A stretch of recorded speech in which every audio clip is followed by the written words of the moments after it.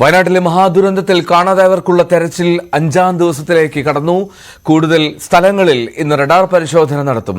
ദുരന്തത്തിൽ ഇതുവരെ പൊലിഞ്ഞത് 338 ജീവനുകളാണ്. 200-ലേറെ പേരെ ഇനിയും കണ്ടെത്താനുണ്ട്. റഡാർ സിഗ്നൽ ലഭിച്ചയിടത്ത് ഇന്നലെ രാത്രി പരിശോധന നടത്തിയെങ്കിലും ഒന്നും കണ്ടെത്താൻ കഴിഞ്ഞില്ല.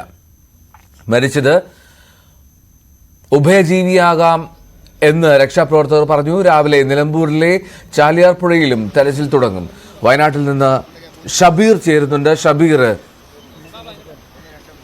ചൂരൽമലയിൽ നിന്നാണ് ഷബീർ ചേരുന്നത്. ഷബീർ, ഈ ചൂരൽമലയിൽ നമുക്കറിയാവുന്നതുപോലെ ആ ദുരന്തമുണ്ടായതിൻ്റെ പിറ്റേന്ന് ആദ്യം ഓടിയെത്താൻ കഴിഞ്ഞ ചൂരൽമലയിലാണ്. പിന്നീടാണ് മുണ്ടക്കയിലേക്ക് എത്താൻ കഴിഞ്ഞത്. ഇപ്പോഴും ആ രക്ഷാദൗത്യം അവിടെ പൂർണ്ണമാകുന്നില്ല എന്നാണോ?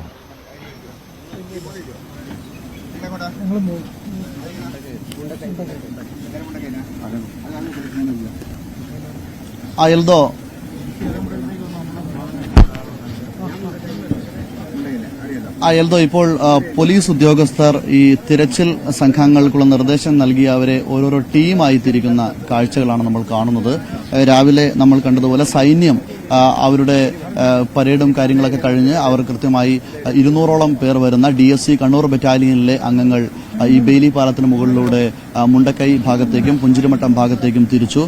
ഇപ്പോൾ നമ്മൾ കാണുന്നത് പോലീസും ഫയർഫോഴ്സും അതുപോലെ തന്നെ സന്നദ്ധ പ്രവർത്തകരും അങ്ങോട്ടേക്ക് മൂവ് ചെയ്യുകയാണ്.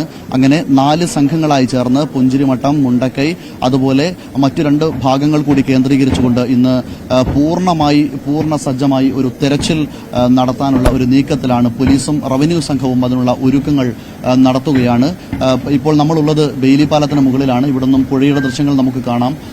ഒരല്പം മഴയ്ക്ക് ശമനമുണ്ട് എന്നുള്ളത് ഇന്നത്തെ തിരച്ചിലിനെ ഒരു രാവിലെ പ്രതീക്ഷ പകരുന്ന ഒരു കാര്യം തന്നെയാണ്. കാരണം പുഴയിൽ വെള്ളത്തിന്റെ ഒഴുക്ക് നേരത്തെ ഉണ്ടായിരുന്നതിനേക്കാൾ ഒരല്പം കുറഞ്ഞിട്ടുണ്ട്. മുകളിൽ നിന്നൊക്കെ ആദ്യം നമ്മൾ ഈ പ്രദേശമൊക്കെ കണ്ടത് കുത്തിയൊലിച്ചു വരുന്ന മലവെള്ളപ്പാച്ചിലിന്റെ ദൃശ്യങ്ങളാണ് ഒരു 3 ദിവസം മുമ്പ് നമ്മൾ ഇവിടെ നിന്നും റിപ്പോർട്ട് ചെയ്തത്. പക്ഷേ ഇപ്പോൾ അങ്ങനെയല്ല. നേരത്തെ പുഴയുണ്ടായിരുന്ന പോലെ ചെറിയ രീതിയിൽ, അത് പക്ഷേ പുഴ മുകളിൽ നിന്നും വരുന്നത് 2ആയി ഒഴുകുന്നു എന്നുള്ളത് മാത്രമാണ്. മുകളിൽ നമുക്ക് ആ കുമ്പാച്ചി മലയുടെ ദൃശ്യങ്ങൾ കാണാം. തകർന്ന സ്കൂൾ കെട്ടിടങ്ങൾ കാണാം. ആ മലയുടെ ഒരു ഭാഗം നമ്മളിപ്പോൾ ഈ കാണുന്ന ഭാഗമല്ല, പക്ഷേ ഇതിന്റെ ഒരു മറുവശത്ത് നിന്നാണ് ഇതങ്ങനെ പൊട്ടിയൊലിച്ച് ഒരു ഏക്കറുകളോളം വരുന്ന ഒരു ഭാഗം പൊട്ടി തകർന്ന് മരങ്ങളും പാറകളും എല്ലാം കൂടിച്ചേർന്ന് ഈ ചൂരൽമലയിലേക്ക് മുണ്ടക്കൈയെ പൂർണ്ണമായും തകർത്തെറിഞ്ഞ് പുഞ്ചിരിമട്ടത്തെ പൂർണ്ണമായും തകർത്തില്ലാതാക്കി ഈ ചൂരൽമലയിലെ ഈ ടൗണിനെയും സ്കൂളിനെയും ഒക്കെ ഒരു ഗ്രാമത്തെയും ഒരു ടൗണിനെയും പൂർണ്ണമായി ഇല്ലാതാക്കിക്കൊണ്ട് മലവെള്ളപ്പാച്ചിൽ കുത്തിയൊഴുകി വന്നത് ഇതുവഴിയാണ്. അവിടെ ഇപ്പോൾ നമുക്ക് വേണമെങ്കിൽ പുഴ ആളുകൾക്ക് മുറിച്ചു കടക്കാനാവുന്ന തരത്തിലായിട്ടുണ്ട്. നേരത്തെ ഇങ്ങനെ അല്ലായിരുന്നു. ഒരു തരത്തിലും അപ്പുറത്തേക്ക് മനുഷ്യന് കടക്കാൻ സാധ്യമല്ലാത്ത രീതിയിൽ പുഴ കുത്തിയൊലിച്ച് എന്നുള്ളതല്ലാതെ മറ്റൊരു വഴിയില്ലാതാവുകയായിരുന്നു. അങ്ങനെയാണ് ഈ ബെയിലി പാലത്തിന്റെ നിർമ്മാണത്തിലേക്കൊക്കെ കടന്ന് രക്ഷാപ്രവർത്തനങ്ങൾ കൂടുതൽ ഏകോപിപ്പിക്കാനായത്. പക്ഷേ നമുക്കറിയാം, അതിനുശേഷം ഇന്നലെ വലിയ തോതിലുള്ള മഴ പെയ്തിട്ടില്ല. ഇന്നലെ രാത്രിയിലും വലിയ മഴയില്ല. നമുക്കിപ്പോൾ ഇവിടെ നിന്നും ചൂരൽമലയുടെ മല അടിവാരമാണ് ചൂരൽമല. ഇവിടെ നിന്നും നമുക്ക് പറയാൻ കഴിയുന്നത് ഇന്നലെ രാത്രിയിലും വലിയ തോതിലുള്ള മഴ പെയ്തിട്ടില്ല എന്നാണ്. കാരണം രാത്രിയിൽ വലിയ മഴയുണ്ടായാൽ ഈ മലമ്പ്രദേശത്ത് നിന്നും വലിയ തോതിൽ വെള്ളം ഒഴുകി വരാനുള്ള സാധ്യതയാണുള്ളത്. അപ്പോൾ ആ ഭാഗത്തും ഇന്നലെ രാത്രി വലിയ മഴ പെയ്തിട്ടില്ല. അതുകൊണ്ട് തന്നെ പുഴ ഒരല്പം ശാന്തമായിട്ടാണ് ഇപ്പോൾ ചാലിയാറിലേക്ക് ഒഴുകിപ്പോയിക്കൊണ്ടിരിക്കുന്നത്. ഇപ്പോൾ നമ്മൾ ദൃശ്യങ്ങളിൽ കാണുന്നത് നമ്മുടെ സൈന്യവും അതുപോലെ തന്നെ പോലീസും മുന്നോട്ട് മൂവ് ചെയ്തതിനു ശേഷം സന്നദ്ധ പ്രവർത്തകരെ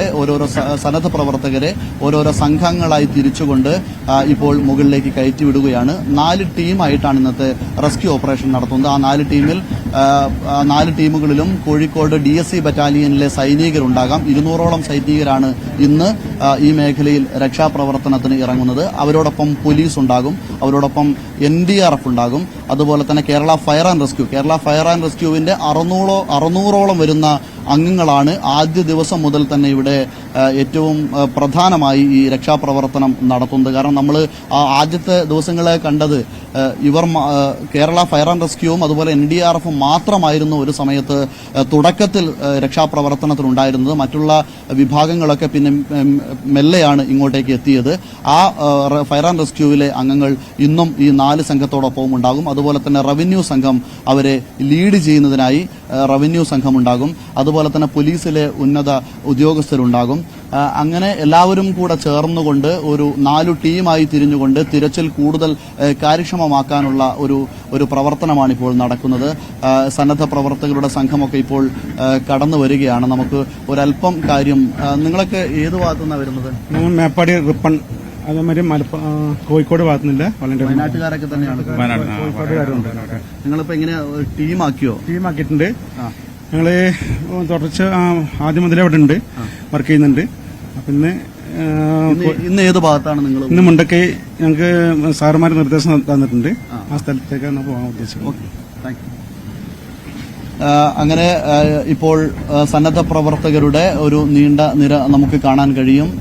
അവരെല്ലാം ഓരോ വിഭാഗങ്ങളായി തരം തിരിച്ചുകൊണ്ടാണ് രക്ഷാപ്രവർത്തനം നടത്താൻ ഇന്ന് ഉദ്ദേശിക്കുന്നത്. ഇന്ന് രാവിലെ 6 മണിക്ക് മുമ്പ് തന്നെ സൈന്യത്തിന്റെ ഈ കോഴിക്കോട് DSC ബറ്റാലിയൻ ഇവിടെ എത്തിച്ചേർന്നു. അതിനുശേഷം പോലീസിന്റെയും അതുപോലെ തന്നെ ഫയർ ആൻഡ് റെസ്ക്യൂവിന്റെയും NDRFിന്റെയും ഒക്കെ സംഘങ്ങളെത്തി.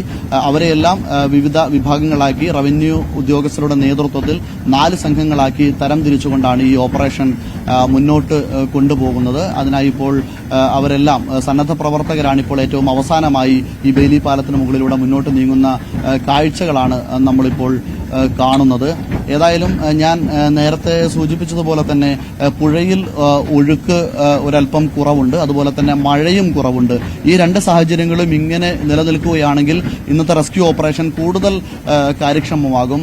നമ്മളിപ്പോൾ ആ ഒരു വീടുകളുടെയൊക്കെ ഭാഗങ്ങൾ കാണുന്നുണ്ട്. ചൂരൽമല പ്രദേശത്ത് ഏറ്റവും കൂടുതൽ ദുരിതമുണ്ടാക്കിയത് ഈ പുഴയുടെ തീരങ്ങളിലാണ്. പക്ഷേ ഇപ്പോൾ പുഴ ഒഴുകുന്ന രീതിയിലല്ല നേരത്തെ ഒഴുകിയിരുന്നത്. ഇപ്പോൾ നമുക്ക് കാണാം വീടുകളോട് തൊട്ടുരുമ്മിയാണ് പുഴ ഒഴുകുന്നത്. പക്ഷേ പുഴയുടെ ഒരു സ്ഥാനം എന്ന് പറയുന്നത് കുറെ ഇപ്പുറത്തായിരുന്നു. ഇവിടെ ശിവക്ഷേത്രത്തിന്റെ സ്ഥലവും അതുപോലെ തന്നെ സ്കൂളിന്റെ ഗ്രൗണ്ടും, പുറകുവശത്ത് സ്കൂളിന്റെ ഗ്രൗണ്ടും ഇപ്പോൾ ദൃശ്യങ്ങളിൽ കാണുന്ന ഭാഗത്ത് ശിവക്ഷേത്രത്തിന്റെ സ്ഥലവുമായിരുന്നു.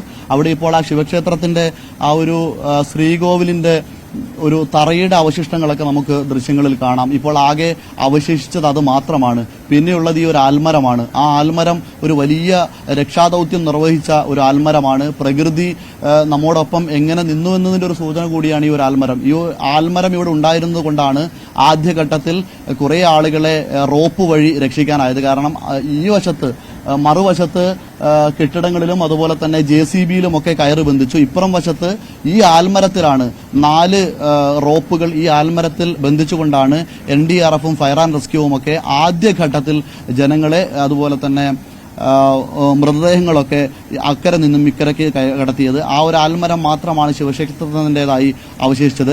ഈ ഭാഗത്ത് നമ്മളിപ്പോൾ കാണുന്നത് ആ സ്കൂൾ കെട്ടിടങ്ങളാണ്. ഇപ്പോൾ പുഴ ഒഴുകുന്ന ഭാഗത്ത് വിശാലമായ കുട്ടികൾ കളിക്കുന്ന ഒരു ഗ്രൗണ്ടായിരുന്നു. നമ്മളൊരു വിഷ്വലൊക്കെ കണ്ടിരുന്നു. ഈ സ്കൂളിന്റെ 50ാം വാർഷികത്തോടനുബന്ധിച്ച് ഇവിടുത്തെ മലയാളം അധ്യാപകൻ രചിച്ച ഒരു മനോഹരമായ ഗാനം നമ്മുടെ മലയാളികളുടെ മനസ്സിൽ നിന്നും ഒരു കാലത്തും ആ ഗാനം മായില്ല. അതിൽ വളരെ മനോഹരമായി നമ്മൾ കണ്ടിരുന്ന ആ സ്കൂൾ കെട്ടിടവും ആ തേയിലത്തോട്ടവും ആ ഗ്രൗണ്ട് നിന്നിരുന്ന സ്ഥലമാണ് ഇപ്പോൾ നമ്മുടെ ദൃശ്യങ്ങളിൽ കാണുന്നത്. അവിടെ ഭീമൻ പാറക്കല്ലുകൾ മാത്രമാണ് ഇപ്പോൾ ഉള്ളത്. മറ്റൊന്നും അവിടെ അവശേഷിക്കുന്നില്ല. ഈ പാറക്കല്ലുകളൊന്നും ഇവിടെ നേരത്തെ ഉണ്ടായിരുന്നില്ല എന്നാണ് ഇവിടുത്തെ പ്രദേശവാസികൾ പറയുന്നത്. ഇതെല്ലാം അങ്ങകലെ ആ മലമുകളിൽ നിന്നും ആ മേപ്പാടി ഫോറസ്റ്റ് റേഞ്ചിന്റെ അകത്തുള്ള ആ കുമ്പാച്ചി മലയുടെ മുകളിൽ നിന്നും പൊട്ടിയൊഴുകി ഒലിച്ചു വന്ന പാറക്കല്ലുകളാണ്. ഈ പാറക്കല്ലുകളാണ് പല മനുഷ്യജീവനുകളെയും തൂത്തെറിഞ്ഞത്. ഈ പാറക്കല്ലുകളാണ് പല കുടുംബങ്ങളുടെയും പ്രതീക്ഷകളെ പൂർണ്ണമായി തകിടം മറിച്ചത്. ഈ പാറക്കല്ലുകൾ ഇങ്ങനെ വരുമെന്ന് ഒരാളും ഒരിക്കൽ പോലും സ്വപ്നത്തിൽ പോലും വിചാരിച്ചു കാണില്ല. ഇങ്ങനെ നമ്മുടെ ജീവിതം ഒരു രാത്രി കൊണ്ട് കീഴ്മേൽ മറിഞ്ഞു പോകുമെന്ന് എൽദോ ആരും വിചാരിച്ചു കാണില്ല. ആ പാറക്കല്ലുകളൊക്കെ ഇപ്പോൾ ആ ഗ്രൗണ്ട് നിന്നിരുന്ന സ്ഥലത്ത്, സ്കൂളിന്റെ ഗ്രൗണ്ട് നിന്നിരുന്ന ആ ഭാഗമെല്ലാം ഇപ്പോൾ പുഴയായി മാറി. പുഴയുണ്ടായിരുന്നത് ആ തേയിലത്തോട്ടത്തോട് ചേർന്ന് ഒരു ചെറിയ, ഇപ്പോൾ കാണുന്ന അരുവി പോലെ വീതി കുറഞ്ഞ രീതിയിലാണ് പുഴ ഒഴുകിയിരുന്നത്. പക്ഷേ ആ 29ാം തീയതി രാത്രി പുഴ പൂർണ്ണമായിട്ട് സ്കൂൾ കെട്ടിടങ്ങളെയൊക്കെ ഉൾപ്പെടുത്തിക്കൊണ്ട്, ഗ്രൗണ്ടിനെ ആകെ ഉൾപ്പെടുത്തിക്കൊണ്ട് പൂർണ്ണമായി അതൊരു പുഴയായി മാറിയ കാഴ്ച. അതിലാണ് സർവ്വവും ഒലിച്ചുപോയത്.